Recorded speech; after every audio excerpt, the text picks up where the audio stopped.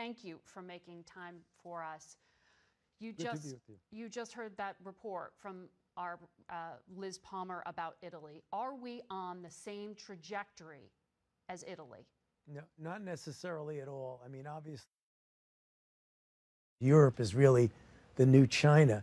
Again, I don't know why this is happening there to such an extent, but it is conceivable that once you get so many of these spreads out, they spread exponentially, and you can never keep up with this tsunami. And I think that's what, unfortunately, our colleagues and our dear friends in Italy are facing. They are very competent. It isn't that they don't know what they're doing. Yeah. I think they have a situation in which they have been so overwhelmed from the beginning that they can't play catch up. We're going to get hit. There's no doubt about it. We see it in New York. New York is terribly suffering. But the kinds of mitigation issues that are going on right now, the things that we're seeing in this country, this physical separation, at the same time as we're preventing an influx of cases coming in, I think that's going to go a long way to preventing us from becoming an Italy.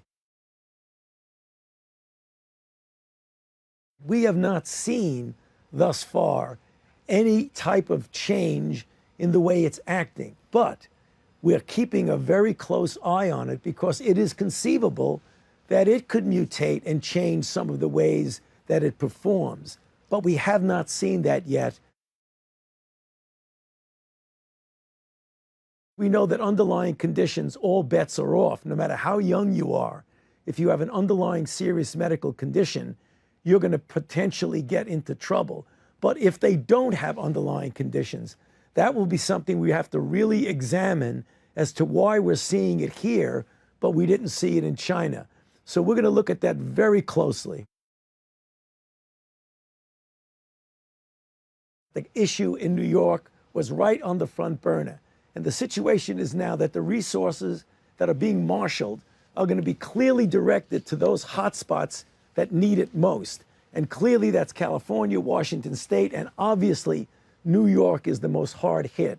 So not only is New York trying to get resources themselves, but we're going to be pouring it in from the federal government. So it will be a combination of local and federal, but it's very, very clear that they are a very high priority. The president has heard, as we all have heard, what are what I call anecdotal reports that certain drugs work. So what he was trying to do and express was the hope that if they might work, let's try and push their usage.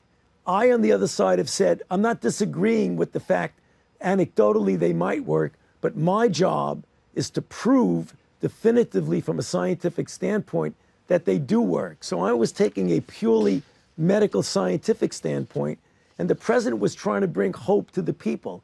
I think there's this issue of trying to separate the two of us. There isn't fundamentally a difference there.